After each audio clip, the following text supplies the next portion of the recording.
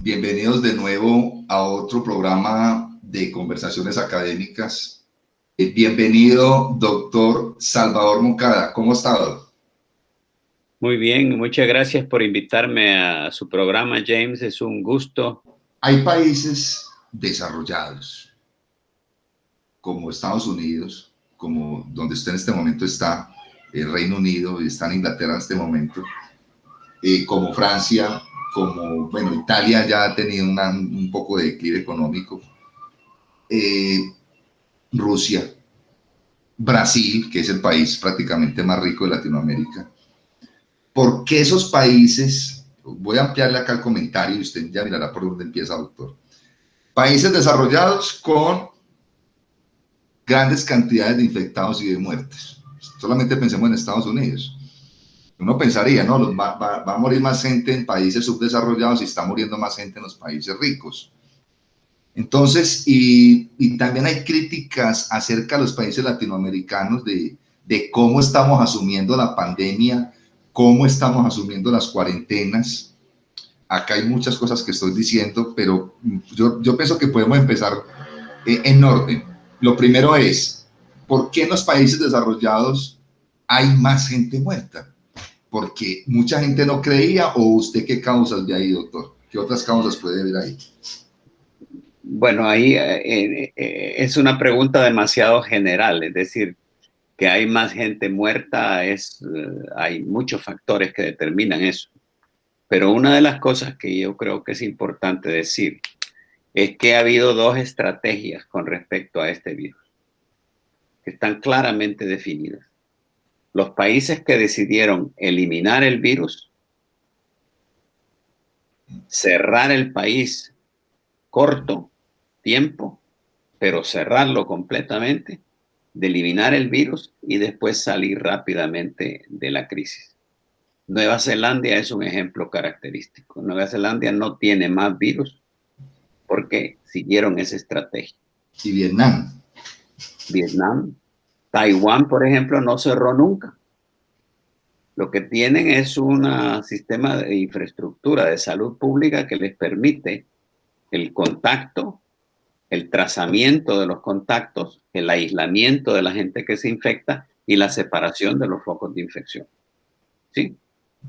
En cambio, los países de Occidente cometieron el error de creer que esto era como una gripe y que habría que, de alguna manera, aprender a vivir con el virus, y para no dañar la economía decidieron que no la iban a cerrar. Eso permitió el riegue del virus en toda la sociedad. Y entonces, desde entonces están abriendo y cerrando, parando la economía, cerrando la economía, parando la economía, cerrando la economía. Esa es una estrategia que obviamente es errada. Se decía que habría que salvar vidas o salvar la economía. No es cierto. Esa dicotomía no existió nunca. Nueva Zelanda demuestra que no existió nunca la dicotomía. Que salvando vidas se salvaba la economía. Es decir, o vamos a la estrategia de eliminación del virus, Nueva Zelanda, o vamos a la estrategia de vivir con el virus, Inglaterra, y ahí están las diferencias. Ahora estamos cerrados otra vez, ¿cuántos días? No sabemos, ¿cuántas semanas? No sabemos. Y cada vez que cerramos, la economía sufre. La economía de Nueva Zelanda está funcionando normalmente. Y la economía de Taiwán está funcionando normalmente. Y la economía de Vietnam está funcionando normalmente.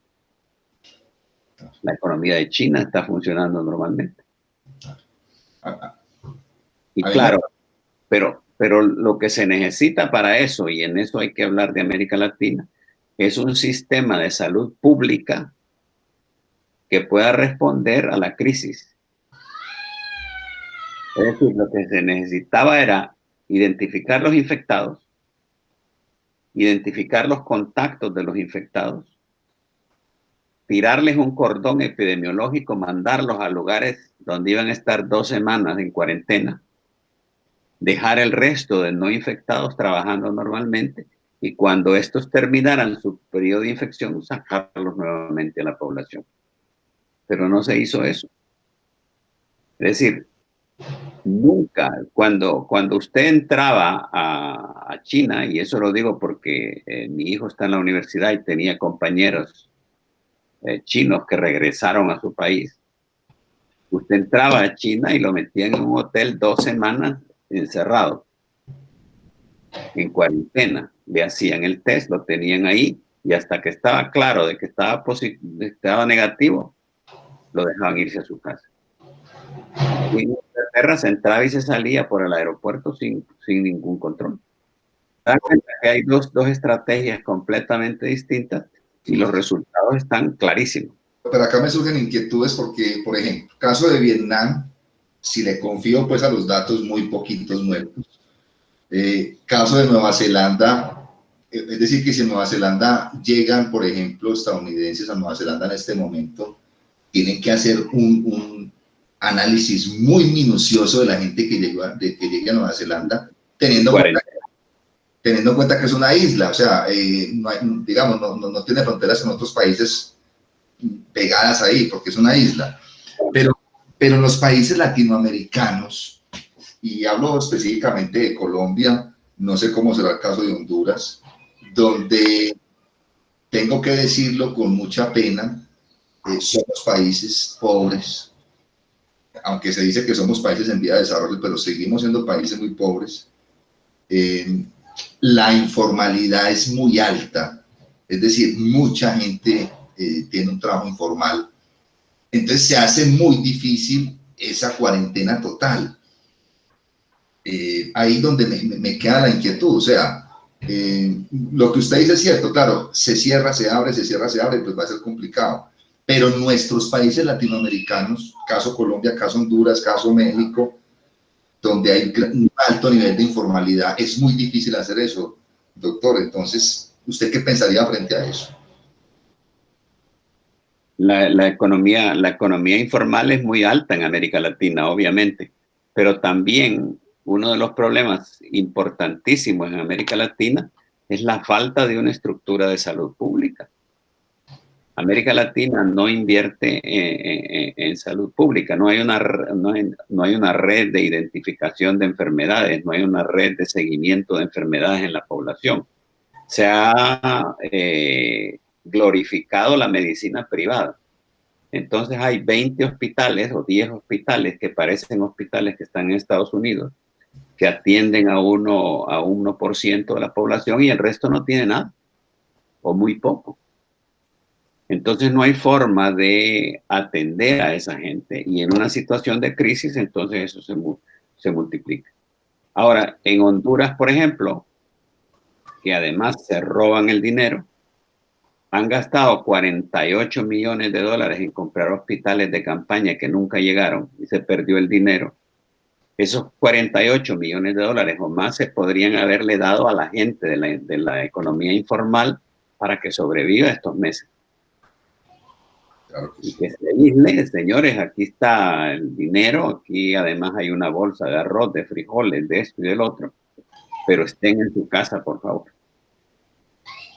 Pero no tenemos ese tipo de infraestructura. Tenemos un país donde usted va, y eso es sucedente en Honduras, que es 10 veces más subdesarrollado que Colombia, o 100 veces, es uno de los países más subdesarrollados del continente, donde tiene hospitales, cuando entra cree que está en Nueva York, pero cuando entra.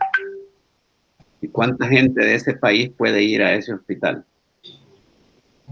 1%, ni eso siquiera.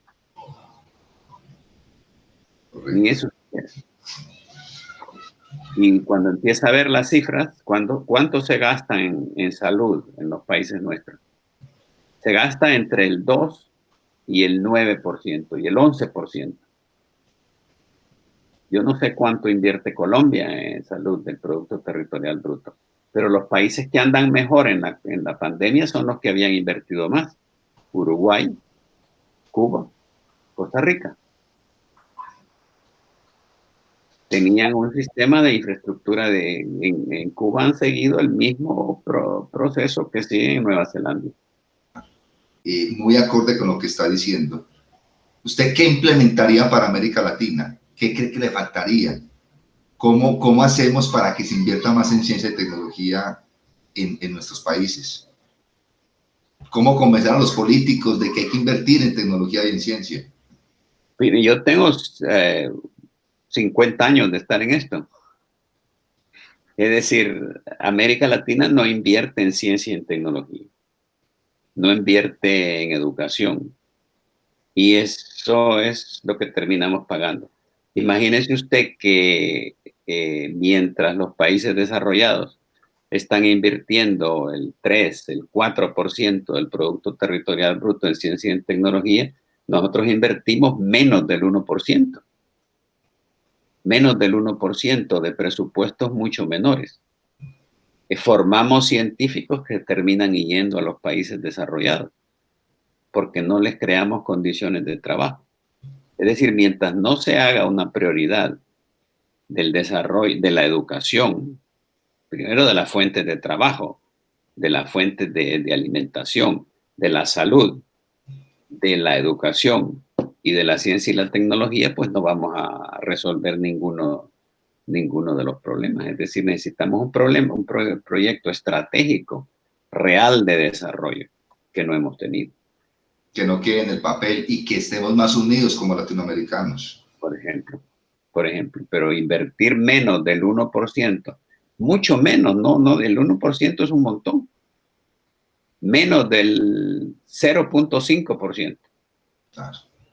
Una cifra despreciable en comparación con otros países. Y claro, cuando viene la primera crisis, lo primero que se corta es ese poquito que se está dando. Claro.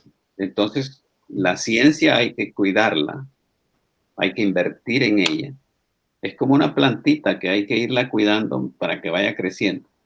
Pero no puede ser que le van a cortar unas cuantas ramitas cuando cae una tormenta, por ejemplo. Muchísimas gracias, doctor. Cuídese mucho. Gracias.